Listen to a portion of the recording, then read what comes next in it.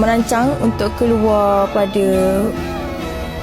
pada hujung tahun ni lah, paling lambat lah. Suna pun takkan ada dalam tim ni sampai hujung bulan ni. Saya juga antara salah satu talent yang akan keluar tak lama lagi. Saya pun akan keluar dengan cara hidup saya. Saya dah resign lah daripada tim Aman Azhan. Tim yang apa keputusan saya, korang terima tak terima, korang kena terima juga. Yang Masya akan keluar tu dengan Rahim kan. Tu dia.